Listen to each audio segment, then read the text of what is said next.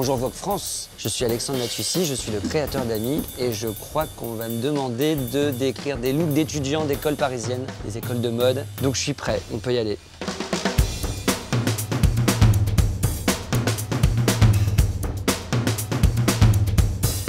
Moi je m'appelle Chloé, j'ai 20 ans et je suis étudiante à l'école du Perret. Je fais un DNMA de stylisme, mode, image. Mais c'est drôle que ça soit l'école du Perret, c'est mon école, l'école du Perret. Alors ce que je porte aujourd'hui, déjà j'ai ma veste en simili-cuir que je mets absolument tous les jours parce qu'elle est très confortable. J'ai une petite chemise avec des petits carreaux, avec une cravate rayée pour bien contraster. C'est bien son look là. J'ai un jean aussi diesel. Et une petite paire de Santiago. Chloé déjà elle porte une chemise d'homme, une cravate d'homme et probablement une veste d'homme. Donc ça me parle et ça lui va plutôt pas mal. Toute ma tenue vient de friperie ou seconde main, j'achète quasiment rien de neuf. Mais nous on était tellement mal habillés en 98. On s'habillait en fripe chez Guérissol, c'était une catastrophe. Et c'est vrai comme quoi les jeunes, si j'ose dire, les jeunes, sont beaucoup plus stylés aujourd'hui que nous avant. Nous, on ressemblait vraiment, c'était vraiment les visiteurs, quoi. C'est dommage qu'il y ait des photos, d'ailleurs. J'aurais préféré qu'il n'y ait aucune trace de cette époque de ma vie. On en a retrouvé d'ailleurs avec mes potes il n'y a pas longtemps, on s'est bien marré. Et au niveau de mes dents, ouais, j'ai des jumps, parce que c'est très white. Ah, je connais pas ce mot. Et très kitsch. J'aime bien le kitsch aussi. Mais c'est des petits strass, non? Des petits strass collés sur les dents? Je devrais essayer ça. Ça m'irait peut-être. Et au niveau de mon look à moi, l'une des choses que je préfère dans mes looks, c'est vraiment d'être confortable. Donc je mets souvent des trucs super grands. Pareil, mes pantalons, je les prends en 2 tailles au-dessus. En tout cas, son blouson, il est canon. Et la cravate, c'est fou. Il y a des cravates partout en ce moment. Je vois tout le monde avec des cravates.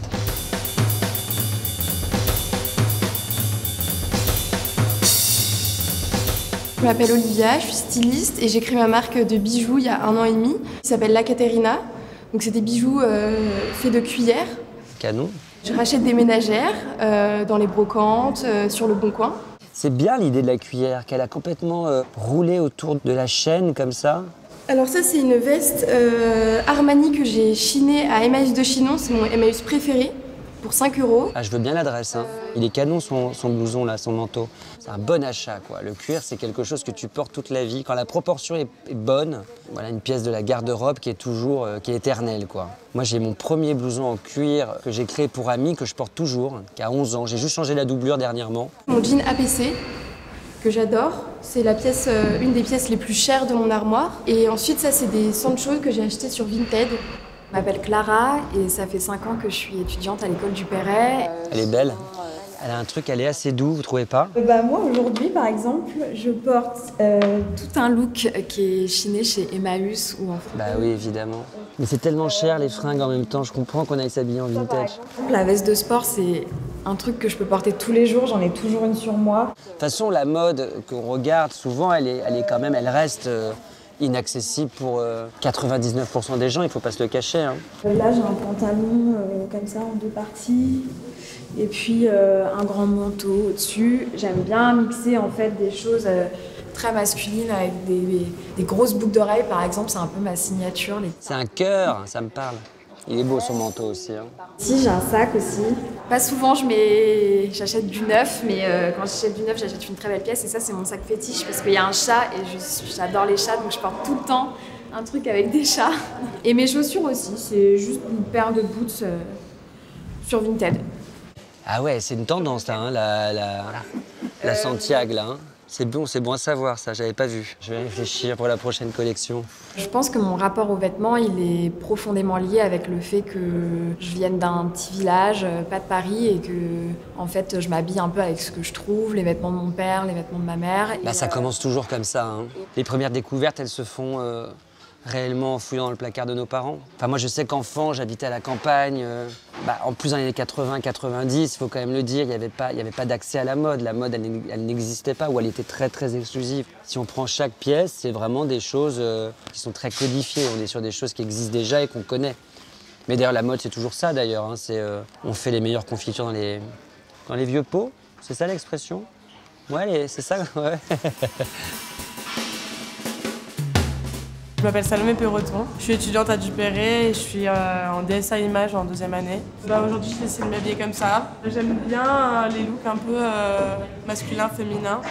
Le pantalon, c'est le pantalon de mon mon papa de bricolage en fait. Il est ultra flingué mais c'est mon pantalon préféré pour ça. C'est un vieux 501 à balles. Il y a quand même de l'affect toujours. C'est le vêtement qui a appartenu à la maman, le manteau qui a appartenu au papa. Il y a un lien très fort avec le vêtement. C'est ça qui est magnifique. Un vêtement, ça se transmet évidemment. La preuve, on porte des vêtements qui ont appartenu à d'autres gens, à une époque différente. La jupe, c'est une jupe en cuir que j'ai trouvée en fripe. Et il me semble que c'est fait main. Sinon, le t-shirt, c'est le maire.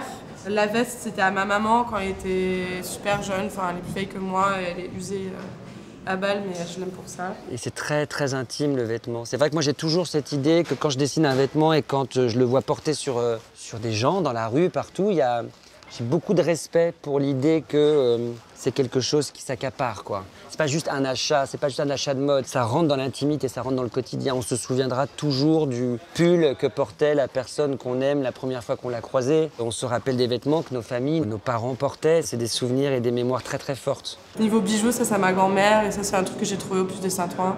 Et les chaussures, c'est des tabis Margiela. C'est la première pièce que j'ai achetée de ma vie.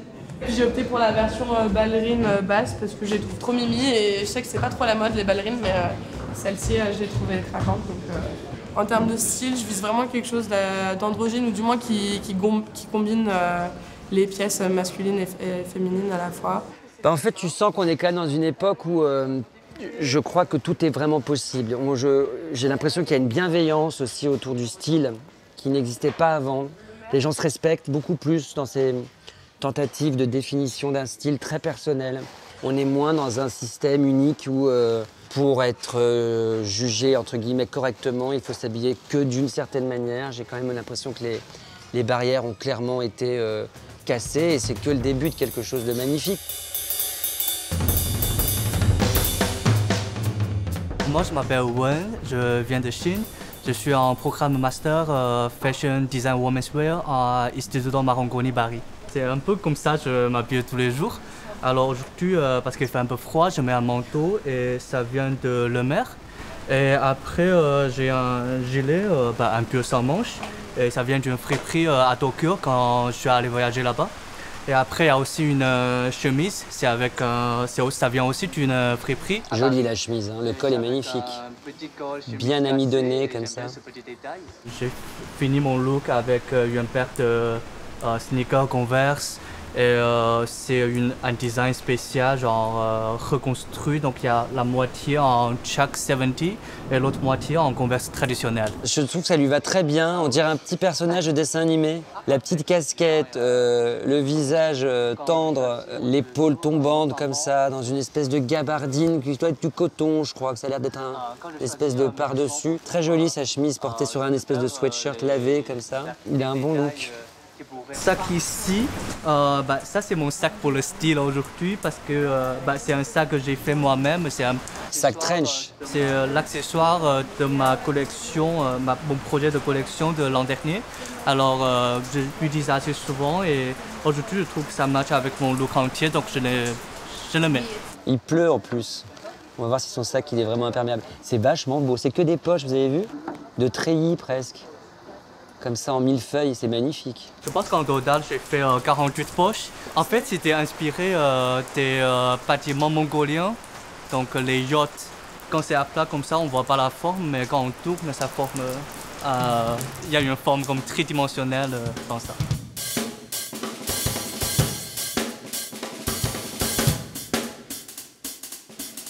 Je m'appelle Kat, j'ai 20 ans, je suis en deuxième année à l'Instituto Marangoni.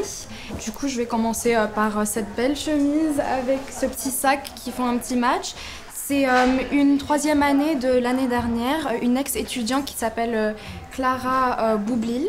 Il y a le sac qui est fait aussi avec la même matière que la chemise et puis la chemise. Je trouve ça très intéressant parce que il y a ce petit truc qui casse un peu ce côté classique de la chemise. C'est vrai que c'est très tentant en fait de le faire.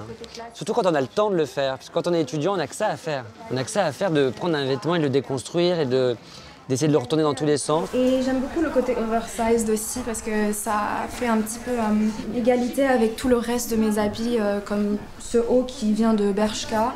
C'est vraiment un haut simple que j'avais pris et même ce pantalon aussi. J'aime beaucoup les pantalons flair, je trouve ça très très joli. Il y a quand même une envie de sexy, enfin, le truc. Et puis là, on est post-Covid, donc c'est clairement, on a été enfermés pendant 2 ans, donc je pense que là, on a envie de montrer de la peau. Et en même temps, l'oversize qui est très rassurant, parce que l'oversize, c'est quelque chose qui sont quand même des nouvelles proportions. Que ça soit autant rentrer dans le vestiaire des gens de manière assez naturelle comme ça, c'est assez nouveau pour quelqu'un de mince, pour quelqu'un d'un peu moins mince. Ça offre de belles solutions aussi de réconfort avec son propre corps. Il y a les petites bottines, c'est du White Project, ils sont faits en denim. Et j'aime beaucoup ce côté un peu simple, mais aussi mélangé avec un petit côté grunge. Et j'ai aussi beaucoup d'items vintage, j'aime beaucoup les fripes. Mais ça me plaît toujours de voir des propositions comme ça qui sont toujours très intrigantes en fait. Ça m'intrigue et ça m'excite. Après moi je suis très classique dans mon approche autour du vêtement. Mais j'ai souvenir qu'à l'époque, j'avais une tentation comme ça de commencer à retourner les vêtements, de mettre les cols à la place des poignets, de mettre des zips dans le dos. Puis très vite, je me suis dit que c'était pas ma came. Mais ça fait très plaisir de le voir sur d'autres en tout cas. Mon look préféré, étonnamment le dernier, mon look préféré, parce que c'était très frais, j'ai adoré ce bleu ciel. Ces dites chemises de popeline comme ça, déconstruites. J'ai trouvé que notre ami chinois, juste avant, son look est très bien. Il y avait un côté vraiment personnage de BD comme ça qui est très charmant. La mode reste un terrain de jeu extraordinaire et tout le monde a l'air de bien s'amuser avec ça. Et ça donne envie de retourner dans les écoles en fait. On oublie parfois qu'il y a des étincelles comme ça qui peuvent être allumées par voilà, une jeunesse insouciante. Ça fait du bien. Merci Vogue, à bientôt.